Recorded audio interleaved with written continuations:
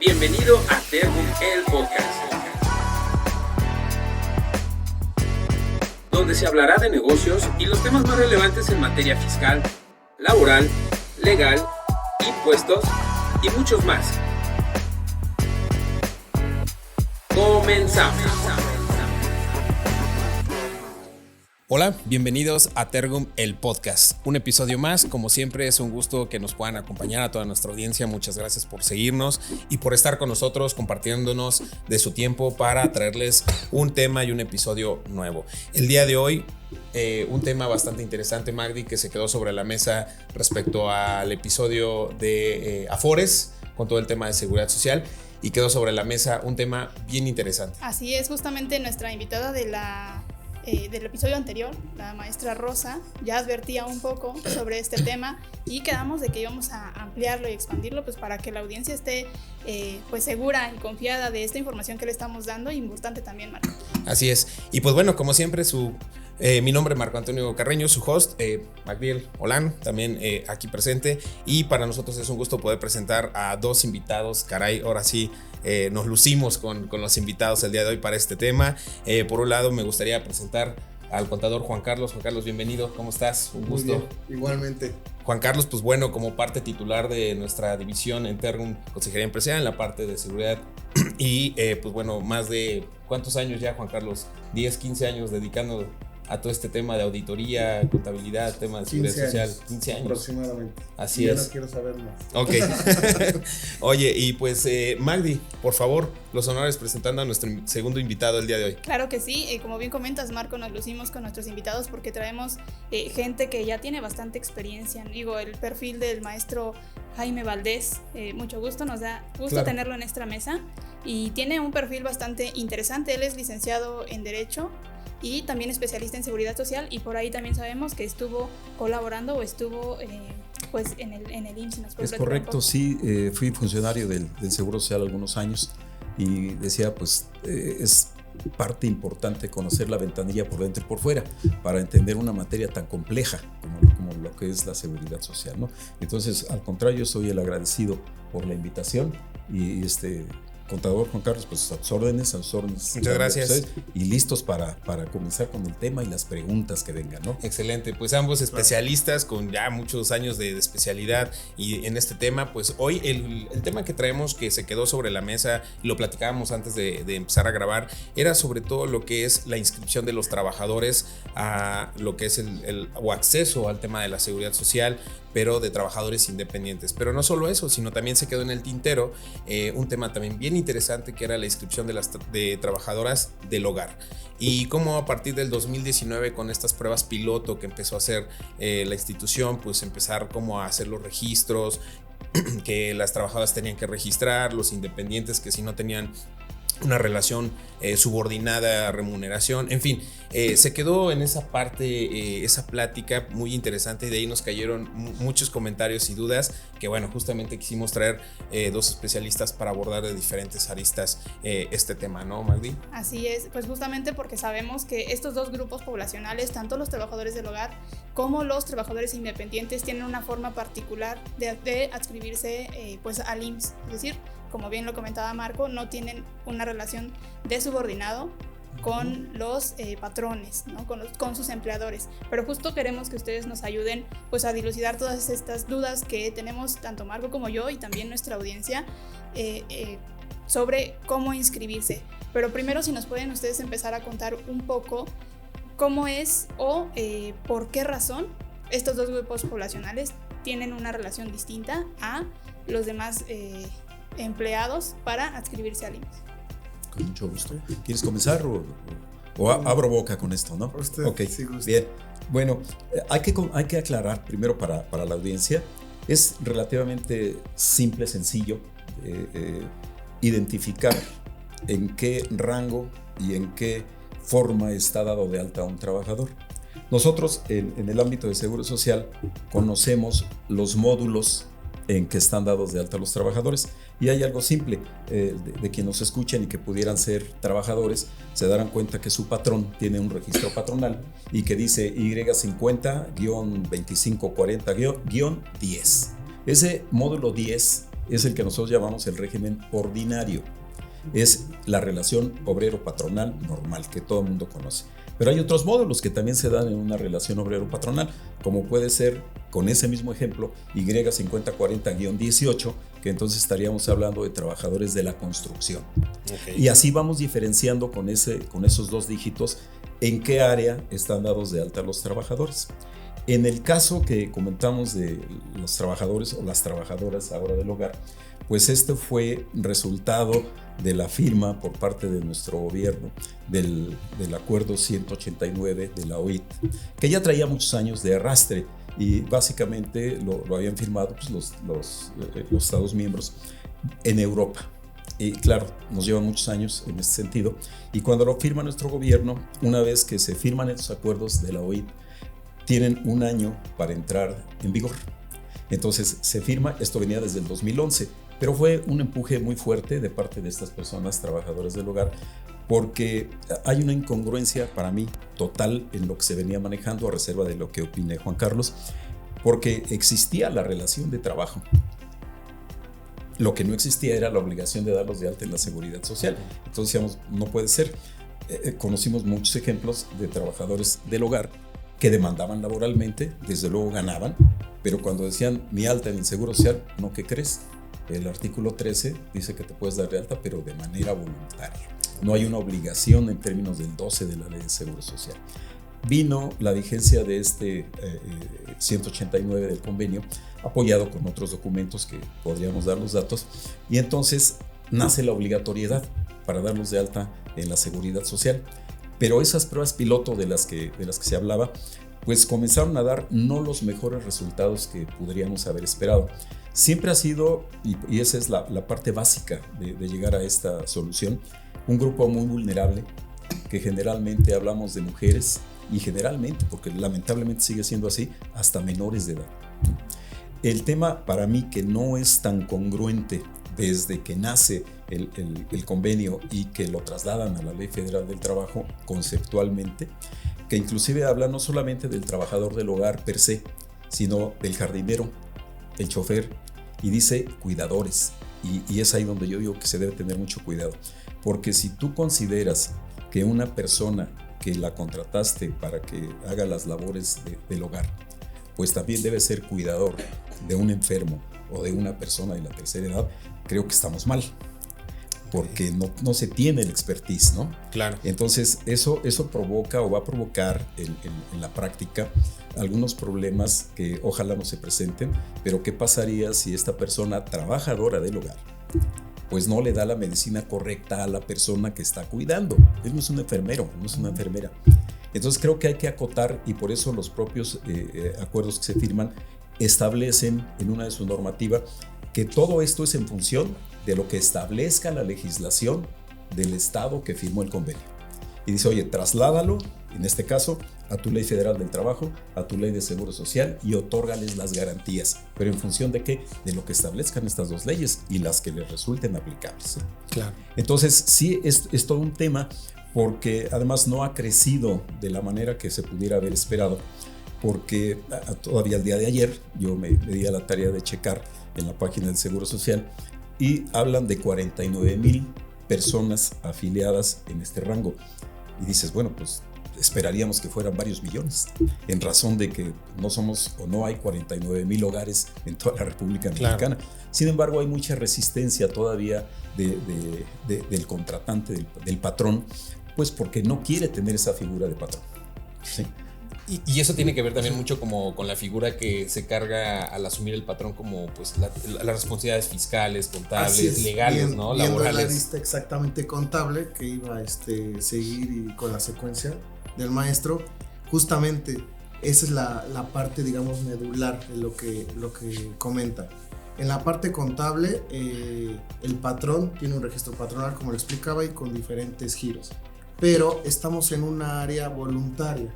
Estamos en un registro voluntario, el cual el artículo 6 me da la pauta de la Ley del Seguro Social, que puede haber un régimen obligatorio y un régimen voluntario.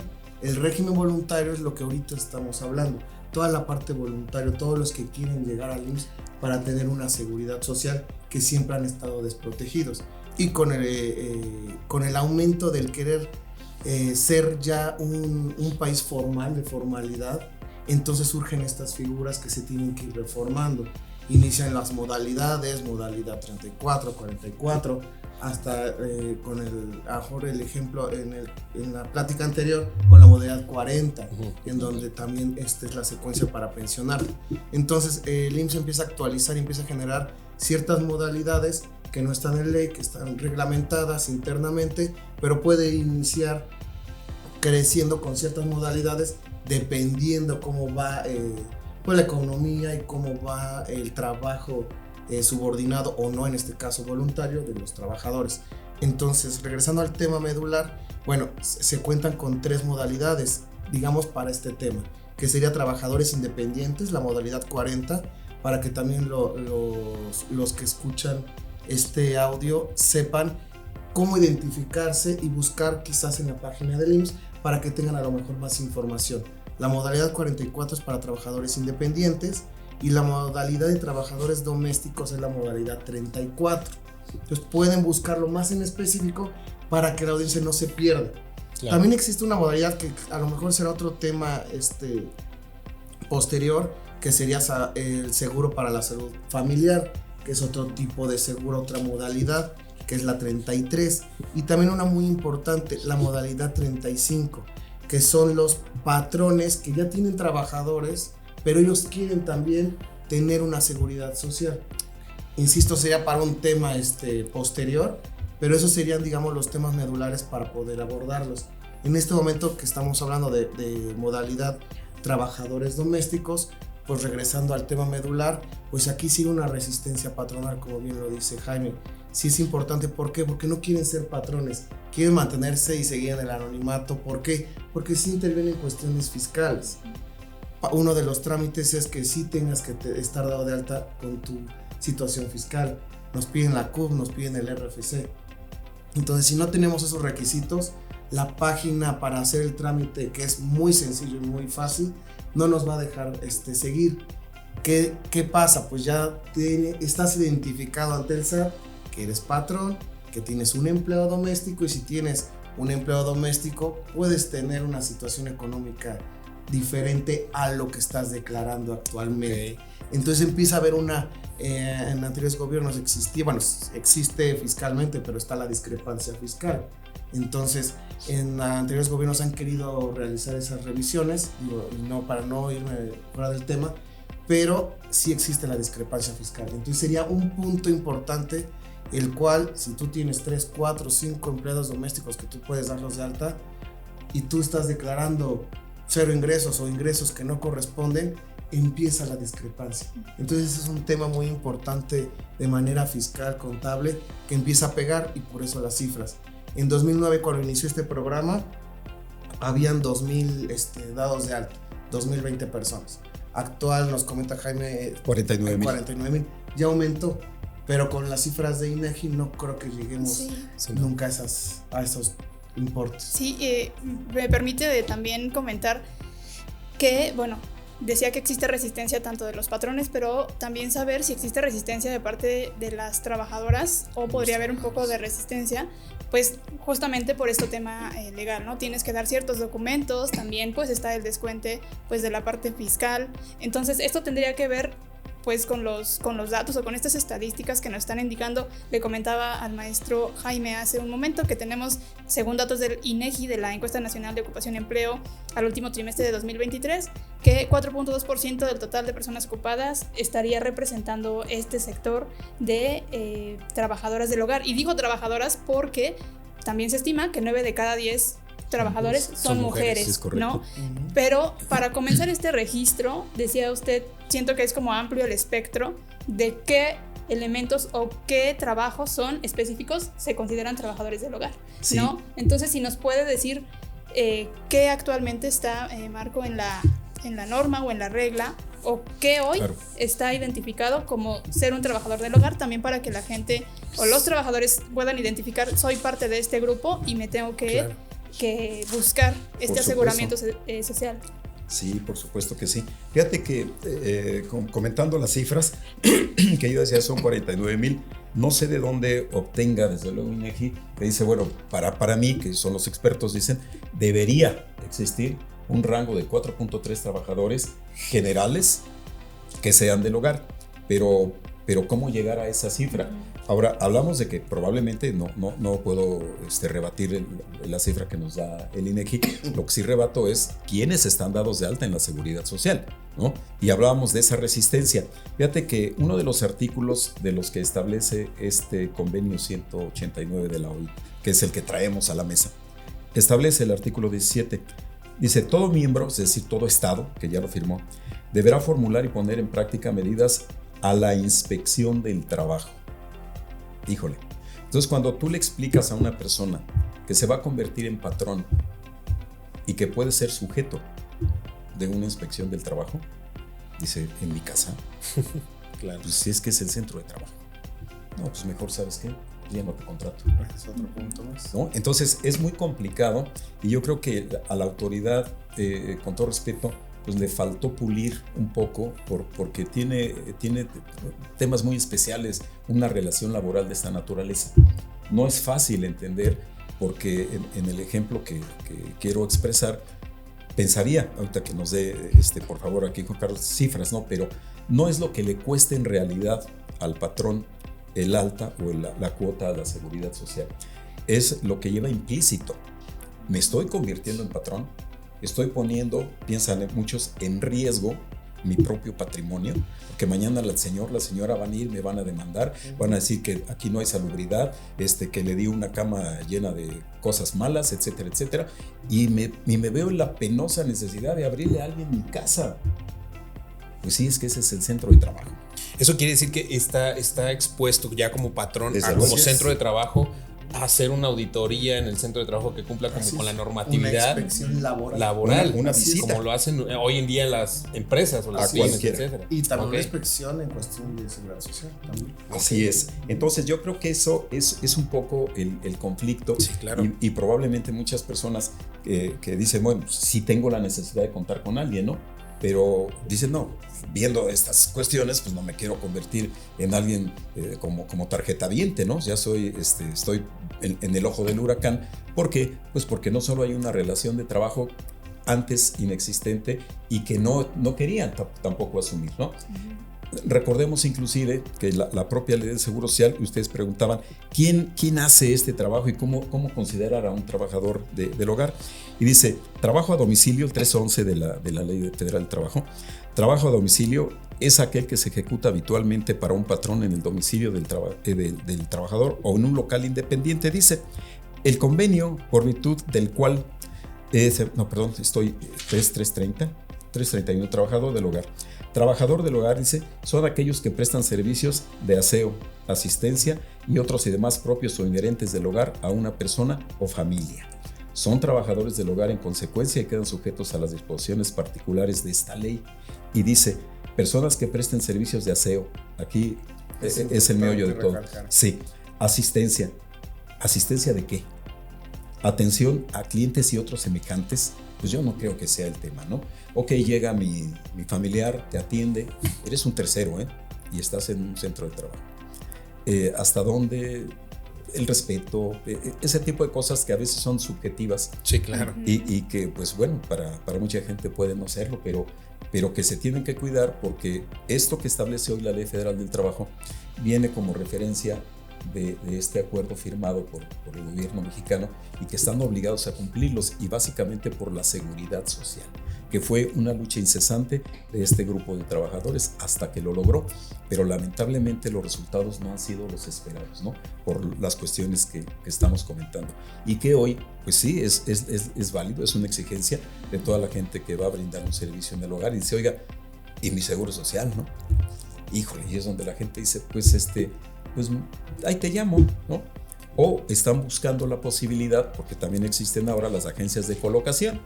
Entonces, si mejor voy a hacer una fiesta en mi casa y necesito que limpien toda mi casa para el sábado, pues contrato a esa gente, le pago a la agencia y me olvido del problema. Entonces, por eso decía que probablemente la autoridad no midió la consecuencia que podrían tener estas personas en dejar de ser contratados.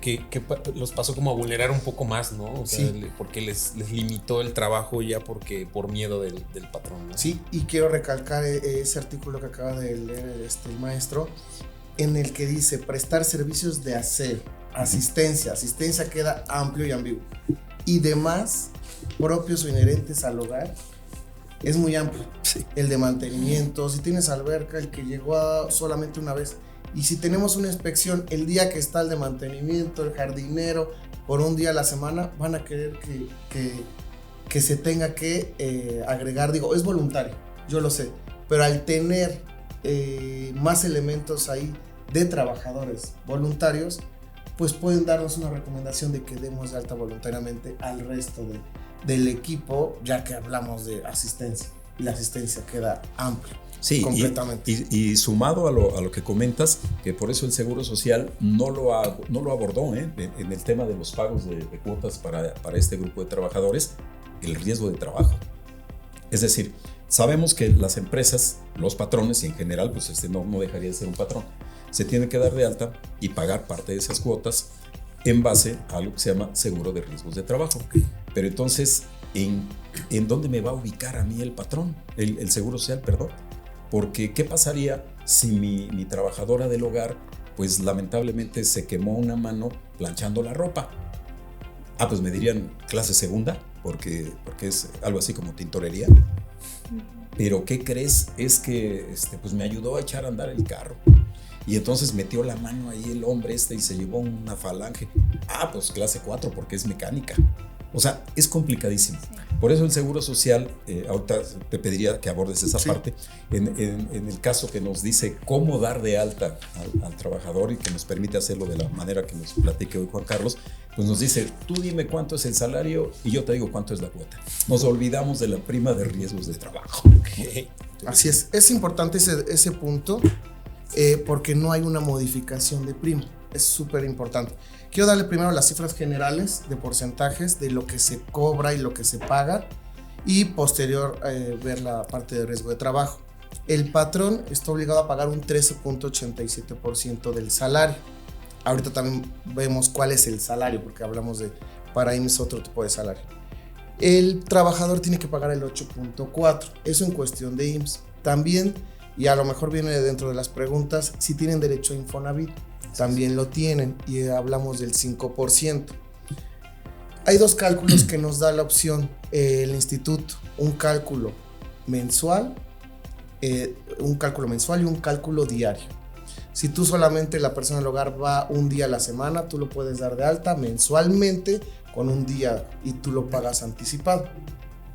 Entonces, al generarlo de manera diaria, estás pagando un 34% en general del costo de tu salario. Ya interviene la parte patronal y interviene la parte trabajador, que hablamos del trabajador que es un 8.4%. Pero si tú lo haces de manera mensual, si el trabajador va a trabajar de manera mensual todos los días del mes, ya hay una reducción y se paga un 27%. Entonces es como un ahorro, ¿sabes qué? Si tú lo tienes todo el mes, te hago un ahorro y pagas un 27% de cuotas. Hablando en términos generales, cuotas generales del salario. Si hablamos de manera diaria, tú vas a pagar el 34%. Okay. En un trabajador obligado, pagas un aproximado desde 30 a 36% dependiendo la prima de riesgo de trabajo. Y ahí retomo el tema del maestro Jaime. Aquí la prima de riesgo que cobra el instituto dentro de estos porcentajes es el 0.054%. Dentro de esos cálculos. La media de la primera. Entonces, eso, el tema que comentaba, si a lo mejor es del hogar, pero fue a arreglarme el carro o le dije deténme el agua y se quemó, no le va a modificar la prima. Digo, ese es un punto importante que no debería de modificarle la prima, no vas a pagar más. En cuestión de un trabajador obligado, ahí sí, si un trabajador tiene un riesgo, el siguiente año van a cotizar todos con esa nueva prima y van a pagar todo sobre ese riesgo. ¿Por qué? Porque si tuvo ese riesgo, ese percance, ese trabajador, todos pueden tener ese mismo percance. Claro. Entonces aumenta la prima de riesgo. Es un tema también muy, muy amplio, el riesgo de trabajo muy, muy amplio en cuestión de trabajadores obligados, pero en el tema de trabajadores voluntarios sí se paga una prima, sí se paga dentro de los porcentajes, pero es fija, ese no va a aumentar. No va a haber un cálculo adicional cada año si es que tiene tu personal de aseo, digámoslo así en estos momentos en específico. Si tiene un percance de salud, no le va a incrementar. Ahora, ¿qué pasa? Perdón, Magdi, es que esta duda ahora con lo que comentan de dar de alta y registrar al trabajador doméstico, ¿qué pasa? Porque también sabemos que muchos de estos trabajadores pues no trabajan mensualmente, o sea, no lo tienes todos los días, bueno, en la gran mayoría, sino que puede ir una vez a la semana, pero esa misma persona o ese mismo trabajador del hogar puede tener no solamente un patrón, porque no solamente va a un hogar, sino puede a la semana incluso ir a, no sé, 3, 4, 5 hogares. ¿Qué pasa ahí entonces? O sea, esos 5 hogares que visita tendrían que darla de alta. Es correcto. O sea, ¿tendría 5 patrones? Sí, es correcto. Mira, quiero puntualizar mucho, perdón que sea insistente, pero como esto deriva del convenio 189, el convenio le obliga al gobierno firmante, al Estado firmante, de llevar los beneficios que da el 189 para estas personas a sus leyes reglamentarias. En este caso lo traemos a la Ley Federal del Trabajo. Dice, oye, no pueden tener menos derecho que el resto de los trabajadores, Al Seguro Social, oye, no pueden tener menos derecho que el resto de los trabajadores en la Seguridad Social.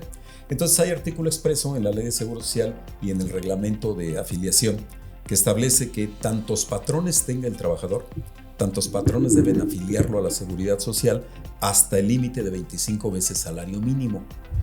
Entonces, si esta persona, como bien dices, el lunes va contigo a la oficina, el martes limpia la oficina de Juan Carlos, el miércoles, etcétera, y el sábado y domingo pues va a casas particulares, pues todos tendremos la obligación de darlo de alta. Aquí no hay vuelta de hoja. ¿Sí? Esa es una obligación patronal y no nos puede inhibir, no nos puede dejar fuera de la obligación el hecho de que yo diga, pues es que como ya trabajo con Juan Carlos y lo tiene dado de alta, pues yo me puedo hacer sordo y no, espérame, esa es tu obligación. Aquí también hay un conflicto por el tema de que qué ocurre si ese trabajador o trabajadora del hogar, cuando va a trabajar contigo, sufre un riesgo de trabajo o se enfermó y se fue al Seguro Social y le dieron una incapacidad de 3 días, pues ya nos pegó a todos, la incapacidad de 3 días. Porque tú vas a decir, ¿cómo es posible? Pero hoy si no se cayó aquí en mi escalera, ¿cómo claro. que? Pues sí, qué pena, pero pues es que todos corremos ya la suerte porque todos somos sus patrones. Entonces, por eso decía que hay aristas de que la autoridad todavía no manejó, en mi concepto, de manera adecuada. Tuvo un año después de que firmó esto, como para poder decir en específico cómo se iba a manejar el concepto de la trabajadora o trabajador del hogar, y pudo, desde mi particular punto de vista, de haberlo acotado probablemente hasta con un acuerdo de consejo técnico. ¿Sí? Consejo técnico, que es la autoridad máxima del instituto y que tiene quién sabe cuántos acuerdos y que nos van dando directrices justamente que van un poco más allá de lo que la ley establece. Entonces yo creo que es una buena fórmula para que el instituto, ya con la experiencia que se tiene, pudiera emitir algún acuerdo, 2 o 3, qué sé yo, de consejo técnico y decirnos a los futuros patrones cómo manejar a estos trabajadores, porque de otra forma sí se les está vulnerando. Claro. Ahora, un punto importante solo para recalcar, sí pueden tener varios patrones domésticos, pero no pueden estar en el régimen obligatorio y pertenecer al régimen voluntario. Claro. Si estás como trabajador, vamos a poner una trabajadora de limpieza que está en una empresa como régimen obligatorio, en una empresa de limpieza, no la pueden dar de alta si también es doméstica. Voluntario. Automáticamente el sistema lo va a rechazar porque ya está cotizando con un régimen obligatorio. Como es voluntario, nos va a limitar y va a quedar ahí topado a solamente su seguridad social como trabajador obligado, ya no como trabajador voluntario.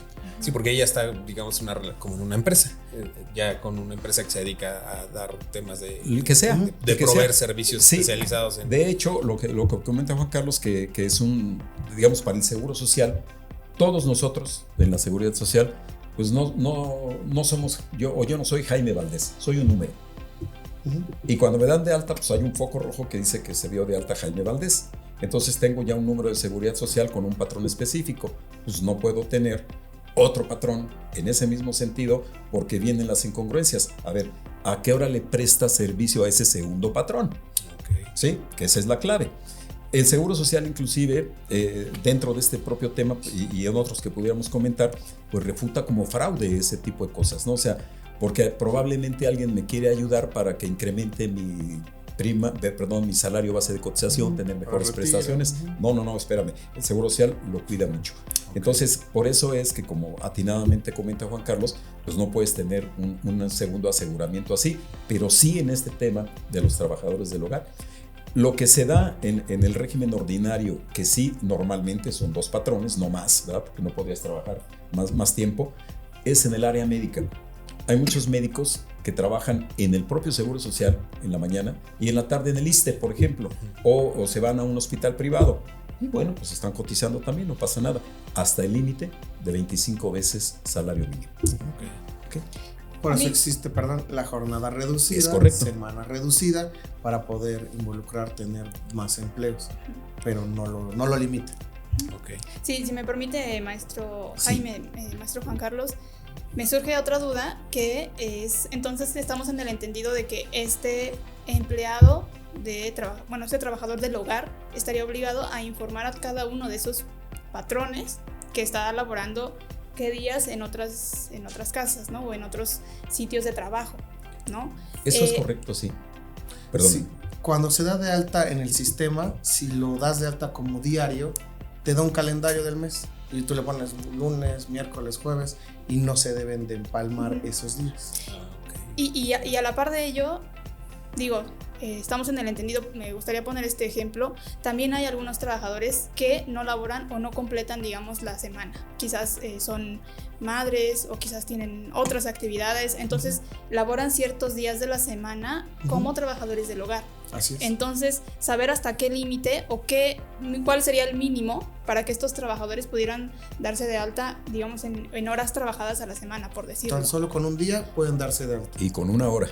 O sea, no pide horas el sistema. Pero el sistema pero laboral sí. Es correcto. Quiero recalcar también un tema, y usted que sabe de laboral, se debe de tener un contrato laboral.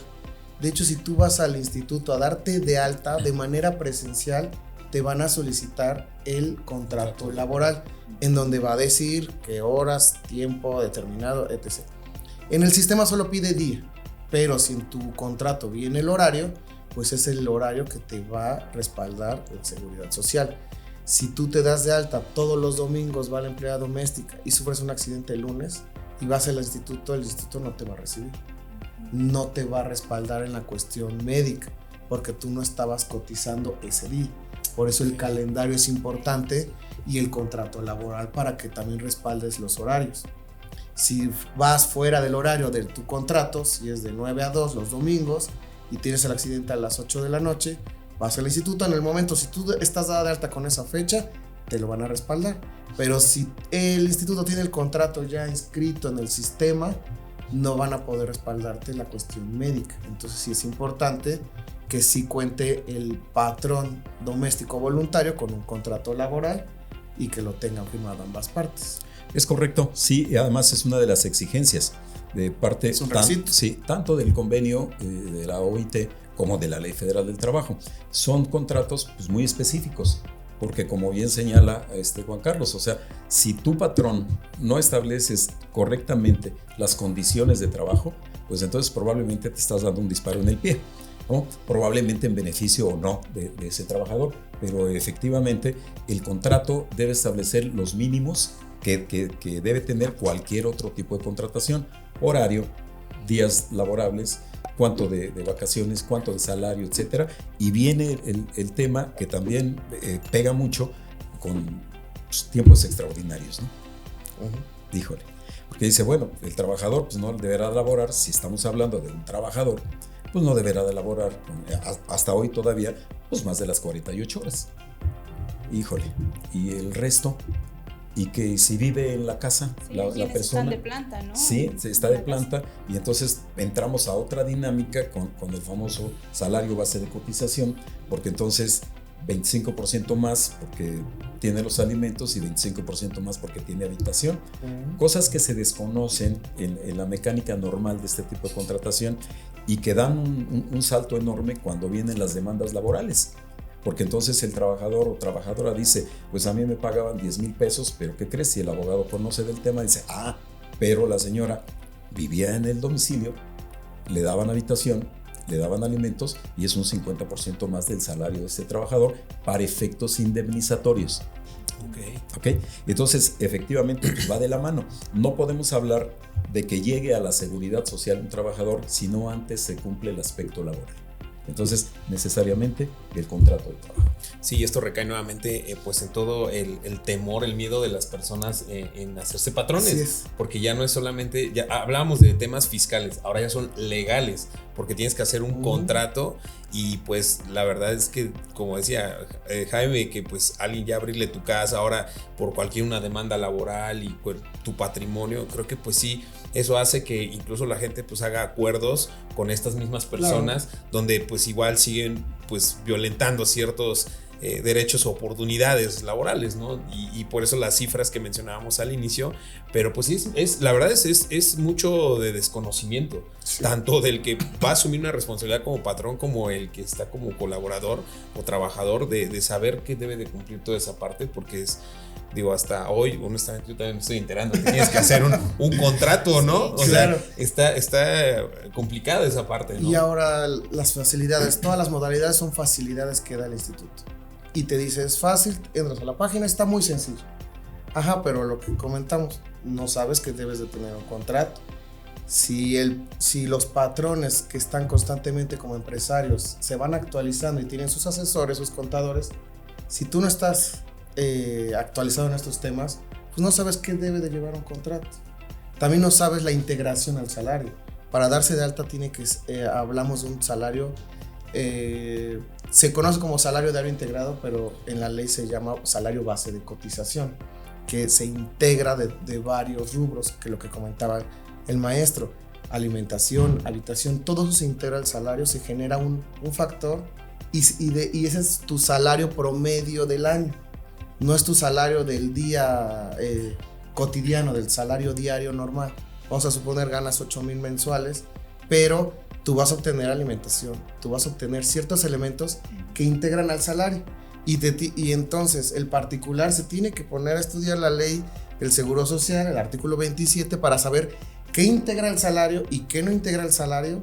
Y entonces vas a tener que hacer una estrategia fiscal para un empleado del hogar. Y entonces, ¿es fácil o no es fácil? Se vuelve, si es fácil, te doy una modalidad, pero tienes que llevar toda la ley laboral, que estoy de acuerdo, pero no es fácil, no es sencillo.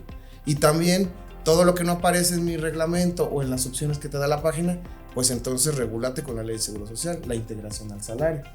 Y te puedo visitar, y si no está el salario correcto, también te puedo decir, ¿eres voluntario? Sí, pero no está tu salario bien calculado. Entonces me debes diferencias.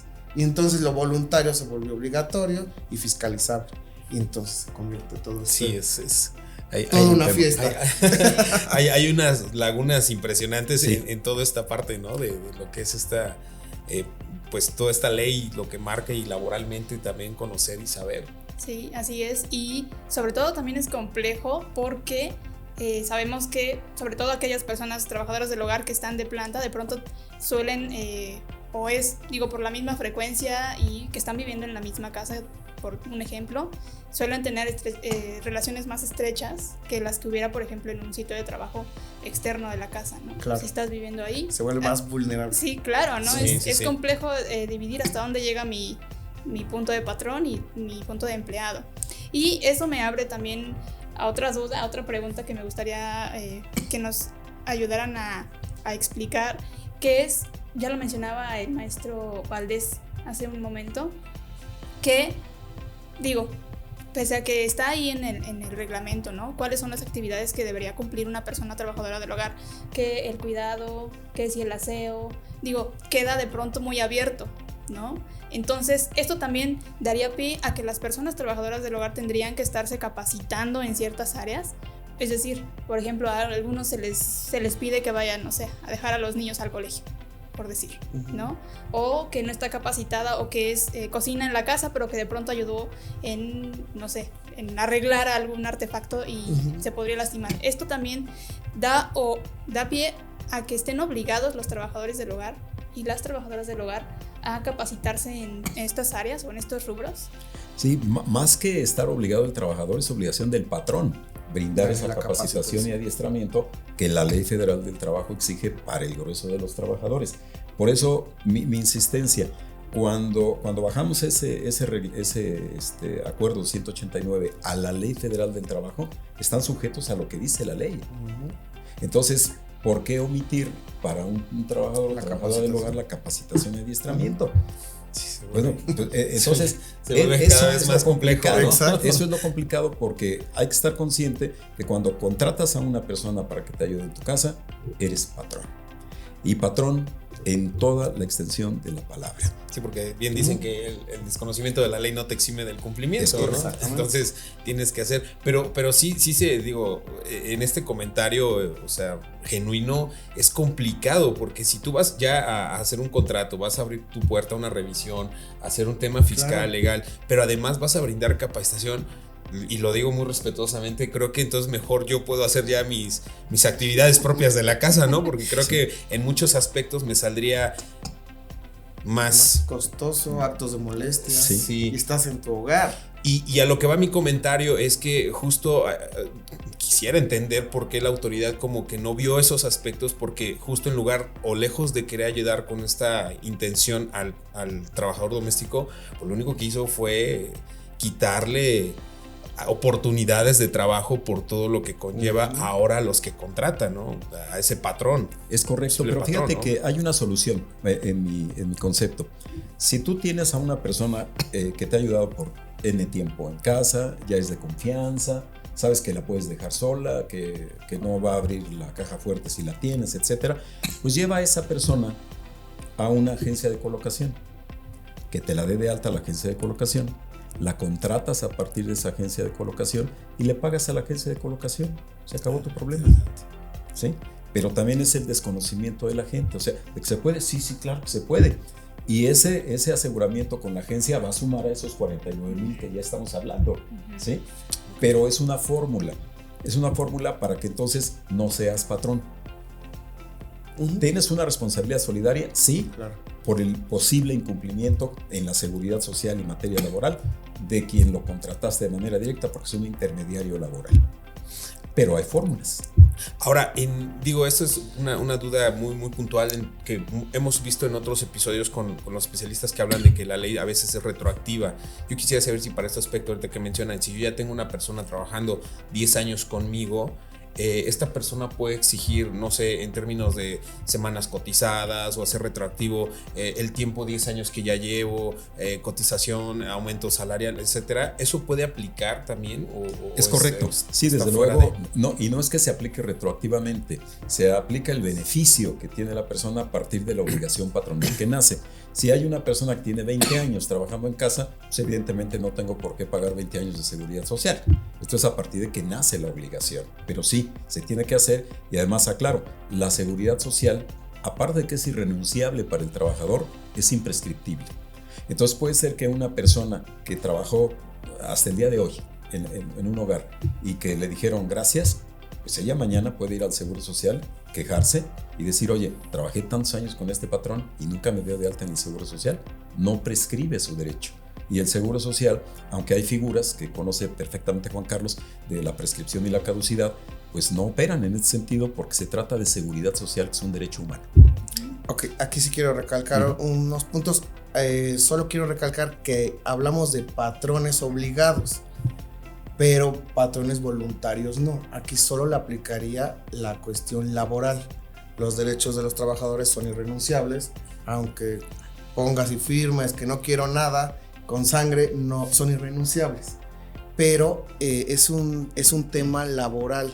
En tema de seguridad social también, y aquí ya interviene la cuestión fiscal, que solo nos pueden revisar el patrón 5 años atrás, no nos pueden revisar más allá.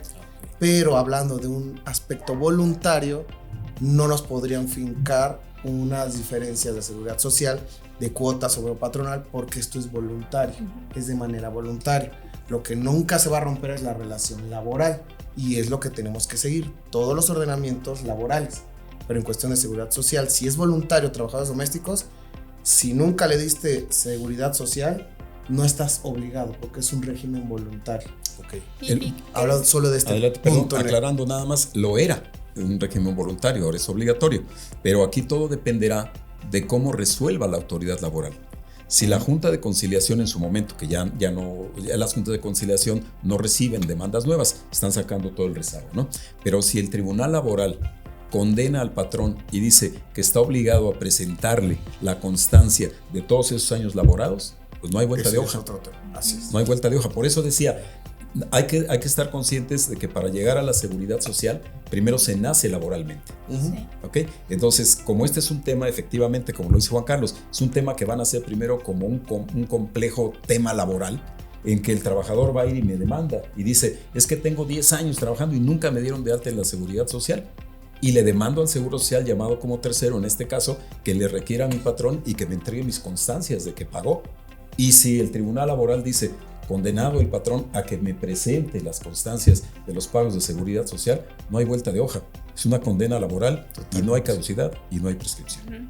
Interesante. Sí, y que justo fue, o bueno, lo menciono porque, bueno, a pesar de que ya tiene un rato, ¿no? Que lo de la pandemia, lo menciono porque este tipo de conflictos fue justamente lo que detonó que se viera que estaban estos trabajadores pues muy vulnerados en sus derechos laborales.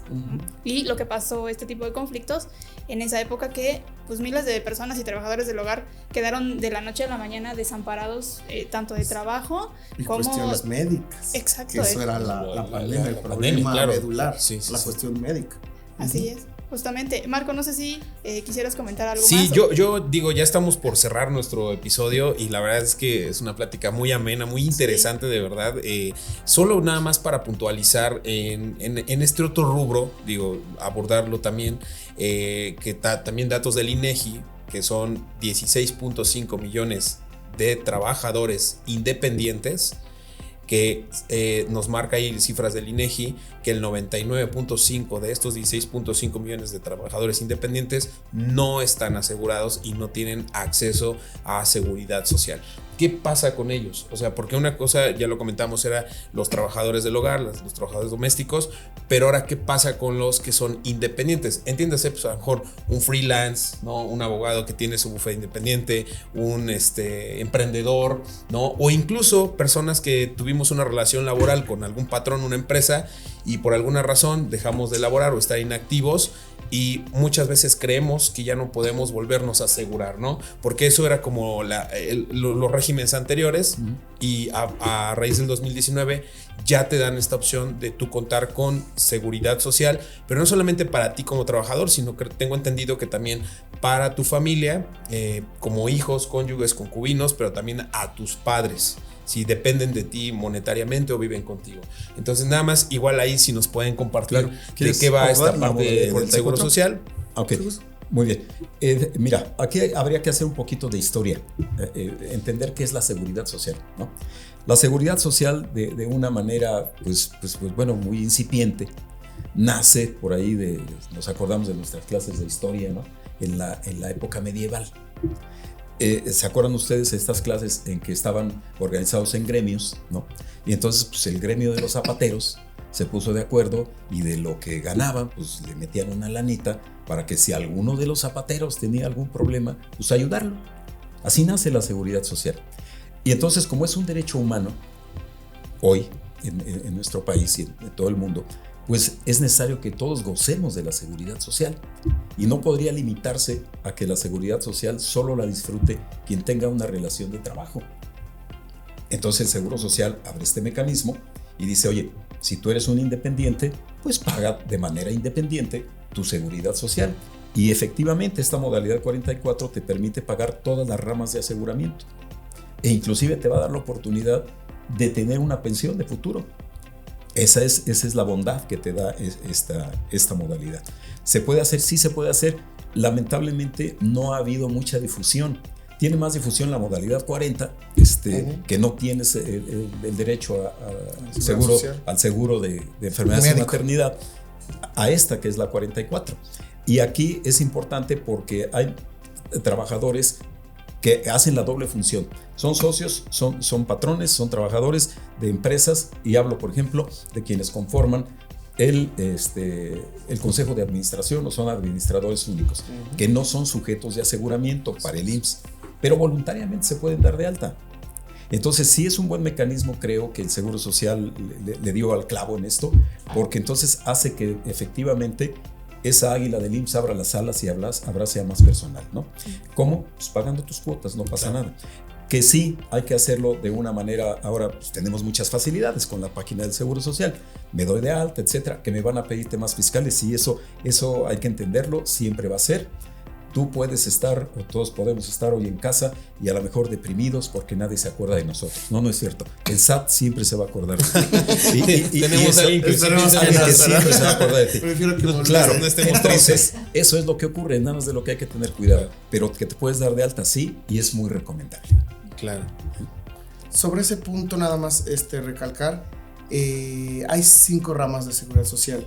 Dentro de los trabajadores independientes no podemos gozar del riesgo de trabajo.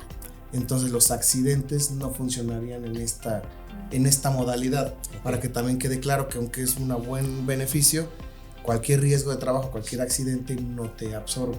Entonces aquí pues tendrías que contratar una póliza por accidentes externa de una aseguradora para que te cubra ese punto. Que en las ramas me gustaría, Juan Carlos, que nos dijeras cuáles son esas ramas. Yo tengo entendido que es lo de maternidad, lo de pensión, y bueno, ya, hasta ahí me sé. Sí. Por eso comentarlo, sí, ¿no? Porque las 5 ramas: me interesa, contador, saber esa parte. Riesgo de trabajo, que son los accidentes. Enfermedades generales, que es cuando tú acudes a tu unidad médico familiar por cualquier enfermedad general y cualquier enfermedad importante profesional. Invalidez civil, para cualquier pensión de invalidez. Y retiro cesantía de edad avanzada, que son todo lo que es modalidad 40, lo que es muy conocido para pensionarse de manera cesantía y vejez. Cesantía cuando cumple 60 años, 65 es la vejez, cesante es cuando tienes los 60 años. Y guarderías.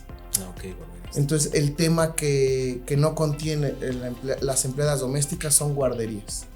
Y la rama que no contiene los seguros independientes, el riesgo de trabajo y guarderías. Ok, interesante.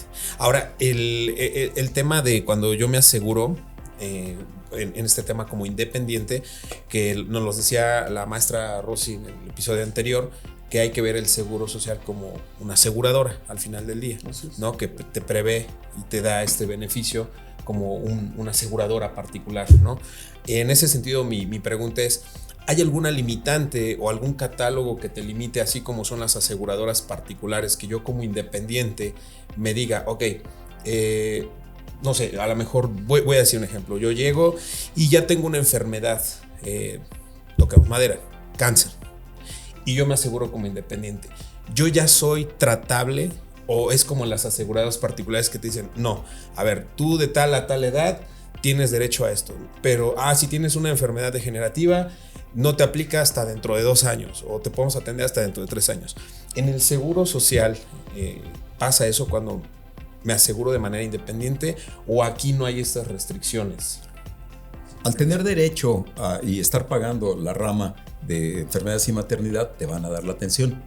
La limitante existe en otro tipo de aseguramiento que se llama seguro de familia, que es muy común que quienes cotizan en la modalidad 40, que no cubre enfermedades y maternidad, y que técnicamente la modalidad 40 es para comprarle semanas al seguro social y tengas una pensión, no tienes el derecho de enfermedades y maternidad. Entonces se completa y, como decía Juan Carlos, probablemente si quieres comprarte un seguro de gastos médicos menores o mayores, pues ya será la capacidad que tengas, o bien que compres lo que se llama seguro de familia con el IMSS, pero ese sí tiene limitantes. Sí. Y te dice, a ver, si tienes enfermedades preexistentes, esta que tú señalas, a mí la palabra cáncer no me gusta, yo digo que es enfermedad zodiacal. Entonces, si tienes una enfermedad zodiacal, pues le dice, en un año no te voy a dar, pues al año llego y me tendrán que atender de cáncer. Aquí sí hay limitantes, cáncer, diabetes y otro tipo de esas enfermedades feas que terminan lamentablemente con la vida de todos nosotros, ¿no? Al final. Pero no en la rama en la que estamos hablando, que esa es la bondad que te da este tipo de aseguramiento. Pues creo que esa parte sí es muy beneficiosa para muchos de nosotros, y a mí me sorprendía justamente por eso las cifras que marca el INEGI en este estudio que hace, que o sea el 99% de 16 millones no está asegurado, y ahí es como ¿por qué? O sea, es por desconocimiento de las personas, porque no o creemos todavía, porque también es una realidad, o sea, a mí todavía me dicen que hay que hacer un trámite de IMSS. Y es para mí ya en mi mente es día perdido, ¿no? Formarte, todo, ¿no? Y que llegas y no está tu expediente, ¿no? Pero hoy creo que también el IMSS ha avanzado mucho en cuestiones de trámites, en la digitalización, y creo que esa parte ya también está cubierta, ¿no? O sea, creo que hay mucho de, incluso si yo quiero consultar mis semanas cotizadas, qué patrones, todo, incluso creo que hay una aplicación, ¿no? O sea, ya ha avanzado mucho eso, ¿no? Es correcto, sí. Si quieres abordar algún tema con las digitalizaciones. Sí, es muy sencillo darse de alta en cualquiera de las modalidades, muy sencillo. Tienes que tener bien tu documentación, eso sí, lo más importante que sería la CURP, en donde debes de tener ya validada por RENAPO que es la correcta. A veces el sistema, si no aparece el sistema cuando metes tus datos, tienes que acudir a la subdelegación. ¿Por qué? Porque no está actualizado tu CURP. Actualizas en sistema en la subdelegación y ya puedes posterior a realizar los trámites. Pero general, he visto estos casos en modalidades 40, que ya hablamos de personas que no tenían CURP, que cambiaron su CURP, digamos que de personas un poquito más de edad avanzada, he visto los problemas. Para ese tipo de modalidades no he visto ningún caso de gente joven que tenga problemas en su CURP. Entonces es muy sencillo, muy fácil, la página es rapidísima y los trámites se pueden hacer en un solo momento. Digo, también la página se cae en sus momentos, también pasa eso, pero en sí, en general es muy rápido y sencillo. Ya no hay que ir a ventanilla prácticamente. Está la opción de ir a ventanilla, pero es más sencillo vía digital. Así es. Maestro, si nos pudiera puntualizar, porque también son muchas de las preguntas de nuestra audiencia que nos hacen llegar, básico, ¿no? ¿Cómo registrarse al IMSS? ¿Cuánto cuesta un seguro si eres independiente? ¿Cuánto cuesta si eres trabajadora del hogar? ¿O cuánto debo de pagar si soy patrón de una trabajadora del hogar? Y sobre todo, ¿cómo darse de alta? Estas son preguntas que se repiten de nuestra audiencia, y que si usted nos pudiera precisar o puntualizar, enlistar quizás cuáles son los documentos en un principio que se requieren para hacer el registro tanto de un trabajador independiente como de un trabajador del hogar. Ok, los requisitos es ya estar inscrito en el RFC, tanto el patrón como el trabajador. En este caso de empleados domésticos, hablamos de empleados domésticos. Tienen que tener su CURP y un correo. Es todo lo que nos van a pedir. Si vas a la subdelegación, nos van a pedir el acta de nacimiento, el INE y también el contrato laboral. Pero de lo contrario, con esos requisitos en la página, es únicamente un correo. Es importante porque nos va a llegar una confirmación, y con esos datos sería lo único. Son datos sencillos, ¿no? Sí, claro. Y hay un tabulador justamente para saber cuánto me cuesta a mí como trabajo independiente asegurarme, o esto está cotizado, o más bien el costo va en función de si tengo un salario mínimo, un salario base. ¿Cómo es el costo? Digo, para que la audiencia conozca un poquito y sepa que, no sé si es subjetivo decir es caro o no es caro, pero más o menos tengan ellos una idea de cuánto les costaría asegurarse. Todo es en función del salario que tú te quieras determinar. ¿Qué es lo que decíamos, no? Al principio. Sí. Antes de grabar nos comentaba algo. Sí, ¿no? desde luego. O sea, si yo, trabajador independiente, Jaime Valdés, hoy digo, híjole, no tengo seguridad social y quiero una pensión para mañana, y mis posibilidades me dan para pagar hasta el equivalente en cuotas hasta 25 UMAS, pues yo me doy de alta con 25 UMAS. Pero si mi bolsillo no me da para eso, digo, híjole, pues Pues con 10. Bueno, pues con 10 y ese va a ser mi beneficio, ¿no? Entonces, este es en función del salario base de cotización que tú te quieras determinar, ¿no? Y el comentario que hacías de ese enorme grupo de independientes que no tienen seguridad social es un contrasentido, pero la mayoría de los que no tienen seguridad social son profesionistas. ¿Sí? Y dices, es un contrasentido porque deberíamos pensar que desde luego, pues, bueno, ya fuiste a la escuela y hay que pensar en cómo vas a terminar la vida, pero no es así. La mayoría de esas personas, de los profesionistas, el médico, el abogado, el ingeniero, no tiene seguridad social. Sí, pues es lo que comentábamos, no sabemos ni de nuestra Afore. Sí. Pues ahora con todo esto que nos dicen que hay que hacer contratos, pues imagínese, maestro, eso es muy complicado a veces por desconocimiento, no quisiera decir ignorancia de nosotros como personas, como profesionistas, más bien es meramente desconocimiento en este mar de información que hay, que pues no lo sabes, tener contratos, dónde verlo, pero creo que ha avanzado mucho hoy la información que ya está, como dicen, en una página, en aplicaciones, donde ya puedes ver si te aseguraron o no te aseguraron, desde cuándo estás cotizando, si tienes que hacer una apelación para, no hay congruencias entre tus semanas cotizadas, o sea, creo que ya hay muchas facilidades también, sí, ¿no? Sí. A nivel empleado, pero también a nivel patronal, creo que también hay... Sí, ahora el IMSS está con la modalidad, esperamos que venga ya inclusive la publicación de Diario Oficial para el uso obligatorio del buzón IMSS, que es el buzón fiscal. Uh-huh. Entonces, pues ahora a través de eso evita el Seguro Social, que esa fue la mecánica que buscaron, trámites presenciales. ¿Sabes qué? Pues no tenemos necesidad de tener llenas las oficinas, porque no lo haces desde tu computadora, que también ese es el otro inconveniente. Dile al trabajador del hogar o dile a otro tipo de trabajadores que lo haga en su computadora cuando no hay computadora, ¿no? Sí. Entonces, bueno, es un poco pues, lo que se tiene que ir dando, pero son avances y también hay que reconocerlo. El Seguro Social ha dado muchas herramientas para que todos podamos cumplir con la seguridad social. El tema es que sí es complejo porque es una materia en la que interviene de manera muy directa la Ley Federal del Trabajo, desde luego la Ley del Seguro Social, y la materia fiscal. Entonces, pues no se torna simple el cumplimiento de la seguridad social, ni para el patrón, ni para que el trabajador tenga beneficios. Entonces, por eso es que en la práctica vemos litigios todos los días en estas materias. ¿Por qué? Porque ese desconocimiento, y que no lo ataño yo a otra cosa, sino a que ese ingeniero que no sabe cómo es la seguridad social, pues no, porque él es ingeniero. Él sabe que hay que sacar un permiso de construcción y los materiales y toda la cosa. Y bueno, pues a lo mejor no se ha asesorado de la manera correcta, pero ya lo dijiste, la ignorancia de la ley a nadie le excusa el cumplimiento. Entonces, yo soy de los que piensa que todos deberíamos conocer algunos temas básicos. Y me incluyo, que no lo sé. Pero por ejemplo, yo no sé por qué no tomamos un curso de RCP para salvarle la vida a alguien o que tú mismo te ayudes, ¿no?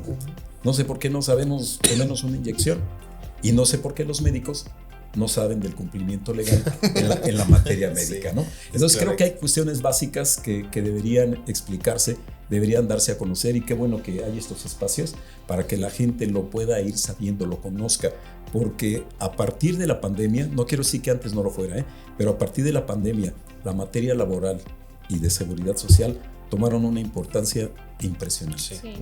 Entonces, hoy por hoy, creo que son de las clases que ustedes deberían, y qué bueno que lo hacen, de llegarle más a la gente, de llegarle más a quien debe conocer este tipo de cosas, solo, insisto, para el cumplimiento de la ley. Y aparte, dijo ya algo clave, una palabra clave, que es el asesoramiento, ¿no? Que justamente como no somos especialistas en estas áreas, igual a llegarnos a gente especializada como ustedes, o buscar incluso información en la web, donde podemos acercarnos a este asesoramiento, pues para conocer y saber cómo debemos de actuar, qué hacer, pues para resolver estas situaciones. Sí, no, pues yo encantado, porque cada episodio me llevo ya una tarea pendiente para poner en orden mis papeles, mis finanzas, mi seguro, sí, porque la verdad es que sí es un tema de relevancia que no le damos importancia. Lo decíamos con la maestra Rosy, porque nos da miedo la vejez, nos da miedo pensar en la muerte, y no pensamos a futuro, solamente en el corto plazo. Y pues hoy estoy joven, hoy no sé si cotizo, pero yo sigo chambeando y no sabemos de este tipo de situaciones. Es correcto. Entonces yo creo que sí, pues la invitación a todo el auditorio pues es que, bueno, siempre busquen ese asesoramiento correcto y estén al pendiente. Y Juan Carlos, tú no sé si quieres agregar algo más, con algunos datos más. Retomamos el punto de la pregunta anterior, por favor, para que tu espacio sepa los importes lo más cercanos posibles, que son, les comentaba anteriormente en la pregunta anterior, son los importes del 27% sobre el salario en el que se dio de alta en la modalidad, o 34%, eso depende si es un trabajo diario o mensual. 27% si es mensual, 34% si es diario. Es con que saquen su cálculo de su salario con el que se va a dar de alta, con eso ya genera ese costo. Dentro de ese costo hablamos que va incluido la patronal y el del trabajador. Al trabajador le tendrán que retener el 8.40% de esa parte para que el patrón pueda pagar. Excelente. Deben de retenerlo para que también sepa el trabajador que va a haber una retención, que le van a descontar una parte para que pueda enterar, digámoslo así, el patrón voluntario. Muy bien. Pues creo que con esas cifras y esos cálculos ya podemos hacer nuestros porcentajes. Tus números, claro. Números, ¿no? Para poder la página dice este es el tope mínimo y el tope máximo. También lo especifica. Y también da una calculadora para que tú puedas generar y hacer tu mecánica. Excelente. Para que él sepa antes de darse de alta cuánto le va a costar.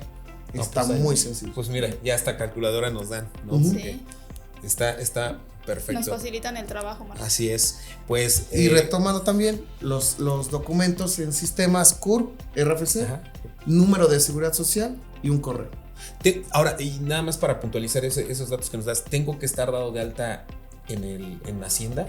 Sí, porque necesitas tener tu constancia de situación fiscal. Si no tienes constancia, el sistema no lo va a referir. Ok, perfecto. Bueno, pues por eso eso es uno de los miedos. Sí. El tener constancia, el aparecer, y como dicen, entre más te agachas, más se te ve. Pues ya sabrán a qué se atienen. Pero bueno, pues creo que también hay muchos beneficios y bondades en todo este proceso. Es correcto. Maestro, ¿algo más con lo que quiera puntualizar, finalizar yo nuestro concluyo episodio de hoy? Primero dándole las gracias por la invitación, felicitarlos por este tipo de espacios y la dinámica que manejan, gente especializada como Juan Carlos, que nos ayuda mucho. Yo aprendo mucho siempre que voy a un evento de este tipo. Y como siempre concluyo, qué bueno que hayan resuelto dudas, pero siempre me gusta que se vayan con más dudas para que abran su ley, se pongan a estudiar y la sigan resolviendo. Voy a hacer un par de llamadas llegando a la oficina.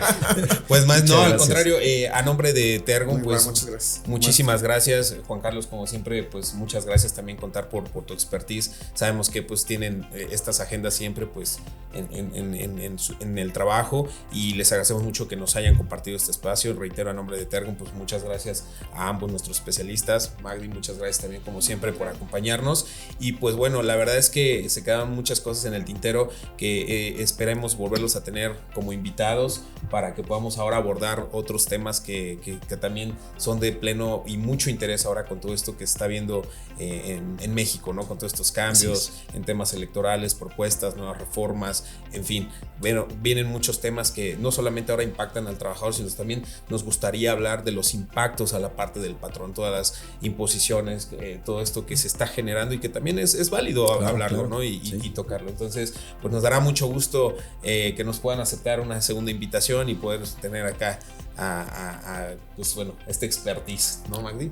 Claro que sí, sobre todo para, como dices, Marco, nuevas reformas que siempre están moviendo. Este tema no es como fijo, siempre está avanzando, siempre se está moviendo y siempre tenemos que estarnos actualizando sobre los temas y las reformas que, bueno, para seguir en el cumplimiento. Pues muchas gracias. Al contrario, gracias a ustedes. Un placer, un honor. Muchas gracias. Y a toda nuestra audiencia, muchísimas gracias. Esperemos que este episodio haya sido de su agrado. Como dice Pastor Jaime, vayan a hacer la tarea, vayan a generar más muchas y pues muchas gracias a todos y a la producción, muchas gracias y nos vemos en otro episodio más de Tergum, el podcast. Hasta luego. Gracias.